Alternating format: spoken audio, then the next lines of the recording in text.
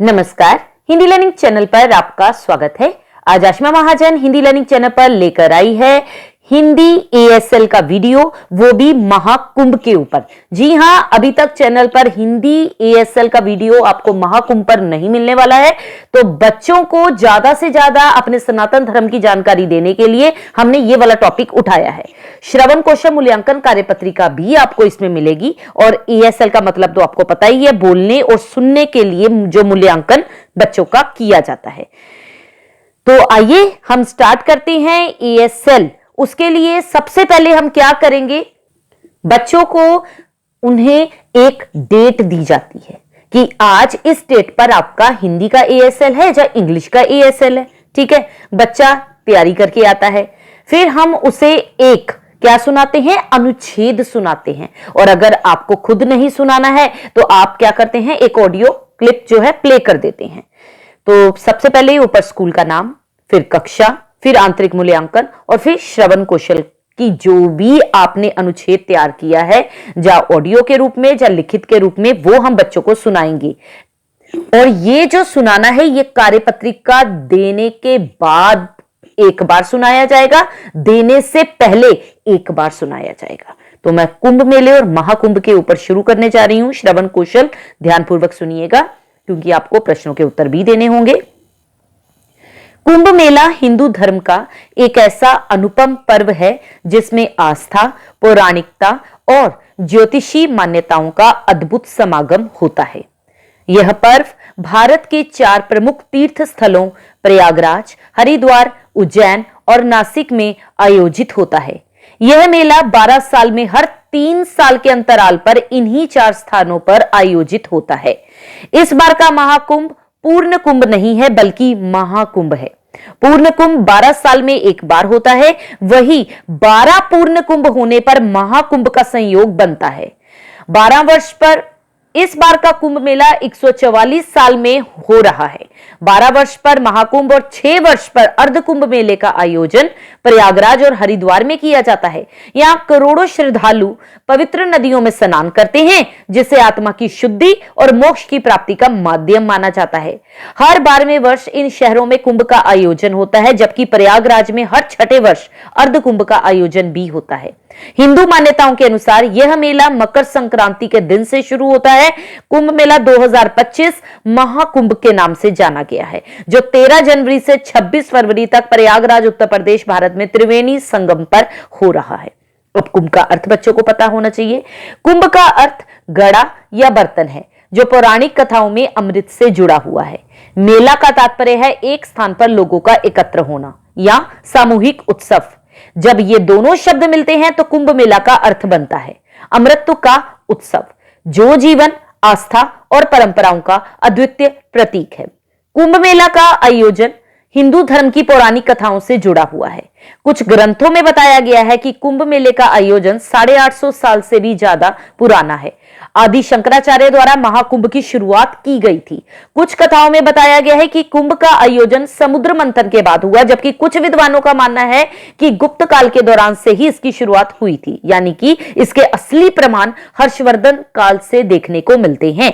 पौराणिक कथाओं के अनुसार जब देवता और असुरों ने समुद्र मंथन किया था, जिससे अमृत का कलश निकला, इस अमृत को असुरों से बचाने के लिए देवता भागे और भागते समय अमृत की कुछ बूंदें 4 स्थानों हरिद्वार, प्रयागराज, उज्जैन और नासिक में गिरी। इसलिए इन स्थानों को पवित्र माना गया और इन जगहों पर कुंभ मेले का आयोजन किया जाने लगा।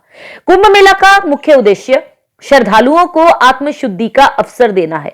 माना जाता है कि इस मेले के दौरान गंगा, यमुना और अदृश्य सरस्वती के संगम में स्नान करने से पापों का नाश होता है और मोक्ष की प्राप्ति होती है। प्रयागराज के कुंभ मेले में पौष पूर्णिमा, मकर संक्रांति, मौनी अमावस्या, बसंत पंचमी, मौनी अमावस्या जो चल ही रही है उसका स्नान चल रहा है, और बसंत पंचमी का स्नान शुरू होने वाला है 3 फरवरी को। बसंत पंचमी, माघी पूर्णिमा, महाशिवरात्रि जो कि लास्ट स्नान है, 6 शाही स्नान होंगे। कुंभ मेला साधु संतों, गुरुओं और भक्तों के मिलन का एक बड़ा केंद्र है, जहां लोग भक्ति, ज्ञान और सेवा का आदान प्रदान करते हैं। यह मेला आस्था और ध्यान के लिए भी अधिक महत्वपूर्ण माना जाता है। नासिक कुंभ मेले का इतिहास सदियों पुराना है। ऐसा कहा जाता है कि जब देवता और असुर अमृत के लिए लड़ रहे थे तो अमृत की कुछ बूंदें, जैसे कि मैंने ऊपर बताया, सेम बात दोबारा मैंने बताई। नासिक में कुंभ मेला गोदावरी नदी के किनारे आयोजित होता है। इसे भारत की सबसे पवित्र नदियों में से एक माना जाता है। नासिक कुंभ मेला का महत्व बहुत ज्यादा है। ये एक ऐसा समय है जब लाखों लोग एक साथ आकर अपनी आस्था का महत्व मनाते हैं, लेकिन अब तो ये तादाद भी बढ़कर 9 करोड़ हो गई है। यह भी एक ऐसा समय है जब लोग गोदावरी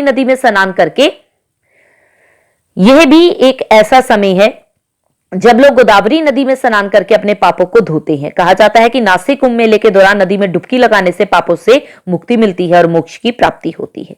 शाही स्नान का नेतृत्व नागा साधु करते हैं, जो रुद्राक्ष की माला से सजे और त्रिशूल लिए होते हैं।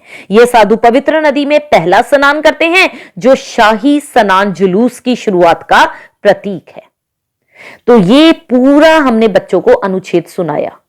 अब डिपेंड करता है कि बच्चे ने कितने ध्यान से उसे सुना है, क्योंकि बच्चे की जो भी सुनने की क्षमता है उसी का आकलन करना एएसएल का उद्देश्य है। ओके, तो बच्चों में कितना आत्मविश्वास है वो भी हमें देखने को मिलता है। तो आइए अब कार्यपत्रिका डिस्कस कर लेते हैं। पहला प्रश्न आपके सामने, कुंभ का अर्थ क्या होता है? सही विकल्प पर निशान लगाइए। तो कुंभ का अर्थ कलश होता है। कुंभ मेले की परंपरा का सबसे प्राचीन ऐतिहासिक साक्ष्य किसके समय से मिलता है? हर्षवर्धन काल से। उत्तर प्रदेश में कुंभ मेला का उत्सव किन नदियों के संगम पर मनाया जाता है? गंगा, यमुना और पौराणिक सरस्वती। सबसे बड़ा कुंभ मेला कहां लगता है? सही विकल्प पर निशान लगाइए। तो यूपी के प्रयागराज। महाकुंभ मेला कितने वर्षों के अंतराल पर आता है? 144 वर्ष, 144 ईयर्स। ठीक है। शाही स्नान जुलूस की शुरुआत का प्रतीक क्या है?